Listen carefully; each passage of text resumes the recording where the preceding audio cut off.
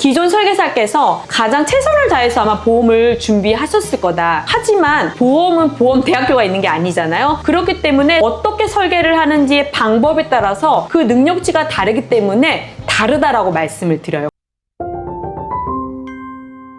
안녕하세요. 보험연주가 송현주입니다. 보험 설계사가 고객 상담에서 가장 많이 하는 실수가 어떤 건가요? 첫 번째로는 설명만 하시는 설계사님들입니다. 우선 고객님이랑 얘기를 할 때 소통이 되어야 되는데 자기 아는 지식만 벽 보고 얘기하는 것처럼 계속 얘기하시는 분들이 있어요. 눈에 보기가 좀 부담스러우시면 원래 한 목 정도, 입 정도의 그 눈높이를 맞춰서 고객님이 이해가 되는지 납득이 되시는지 고객님을 보면서 상담을 도와드려야 되는데 아무것도 보지 않고 자기만 계속 설명을 하는 거예요. 본인이 아는 지식은 많을 수 있으나 고객님이 원하는 상담은 안 될 수가 있습니다. 이런 설계사인 경우에는 고객님과 함께 소통을 하면서 고객님이 어떻게 원하는지를 조금 알아보실 수 있도록 고객님의 눈높이를 맞추고 얼굴을 한 번씩 보시고 설명을 하는 걸 추천드리겠습니다. 두 번째는요, 고객님이 원하는 대답을 할 때까지 무조건 말씀하시는 설계사들이 있어요. 이거는 좋을 수도 있고 나쁠 수도 있는데, 예를 들어서 계약을 클로징을 할 때는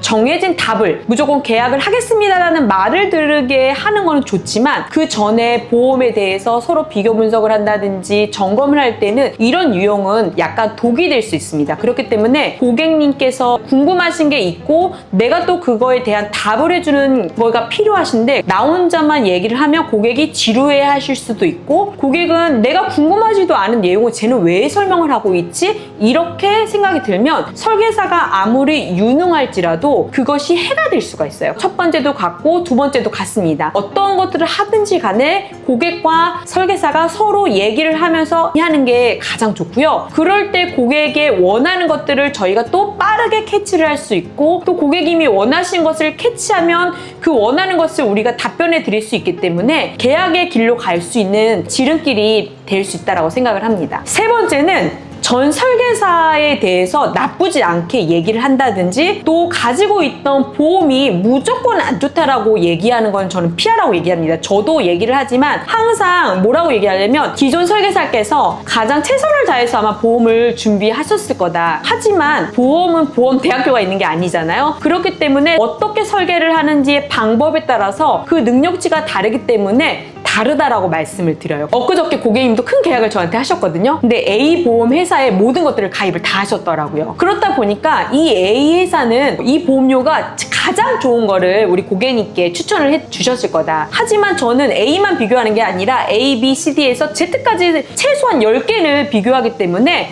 A사에 그 가입시켜 주신 설계사님보다 더 좋은 거를 찾아올 수 있다라고 표현을 했더니 그럴 수 있죠, 이렇게 고객님도 인정을 하시더라고요. 그렇기 때문에 저는 무조건이라는 건 없다고 생각하고 그 나쁜 설계사는 없고 무조건 내 보험이 좋다라고는 얘기하는 것은 조금 피하시는 게 좋다라고 생각합니다. 그래서 언어를 쓰더라도 고객님과 대화를 하더라도 고객님의 마음을 헤아려 드리고, 또 나는 직접적으로가 아닌 간접적으로 내가 좋은 보험을 내가 가져왔어, 긍정적으로라는 그런 마인드를 가지고 얘기하는 걸 추천드립니다. 그래서 내가 나 잘났다고 얘기하지 않아도 고객님이 이 사람은 정말 인성이 좋구나, 또 보험 설계사를 같은 설계사지만 마인드가 다르다고 생각할 수 있도록 그렇게 표현을 해드리는 게 저는 아주 좋다라고 생각을 합니다. 또 같은 일을 하는 설계사로서 이 보험은 정답이 없잖아요. 1 더하기 1은 2가 아닌데 무조건 좋다, 나쁘다라고 표현을 하면 안 되고 이런 표현을 하시는 걸 전 추천을 드리겠습니다. 마지막으로 클로징을 조금 어려워하시는 분들이 있어요. 근데 우리가 영업을 할 때 있어서 꽃은 클로징이잖아요. 계약이잖아요. 근데 이거를 못 하시는 분들, 무조건 강요는 아니지만 고객님이 결정을 못 하시거나 또 이게 좋은지 저게 좋은지 못 할 때는 저 같은 경우는 우리 신입들한테 뭐라고 얘기하냐면 어느 정도는 이거를 짜서 가야 된다라고 얘기를 해요. 고객님이 A 유형과 B 두 가지 정도는 저는 가져가서 고객님이 이 선택을 하실지 이 선택을 하실지 모르면 이 방법을 얘기를 하고 제시를 하라고 얘기합니다. 결정을 못 하시는 고객들이 있다라고 하면 결정을 도와드리는 건 전 나쁘지 않습니다. 왜냐면 고객님이 많은 지식을 갖고 있으신 분들 분들도 있지만 대부분은 우리 보험 설계사가 더 전문적인 일을 하기 때문에 고객이 결정하실 수 있게끔은 도와줄 수 있어요. 결정은 무조건 고객님이 하셔야 하겠지만 저는 전문가 입장에서 또 보험을 한 입장에서 보면 이 선택이 좋습니다. 이게 올바릅니다. 이 정도는 저는 말해줄 수 있다라고 합니다. 근데 이거를 결정하기 위해서는 중요한 증거와 중요한 팩트가 있어야 합니다. 무조건 설계사라고 해서 이게 좋습니다. 이게 나쁘다라고 표현하면 안 되고 예를 들면 숫자라든지 근거가 있는 글자라든지 이 부분을 가지고 저는 명확하게 제시를 한다고 하면 우리 고객님께서 결정할 때 클로징을 할 때 잘 될 수 있다라고 생각합니다.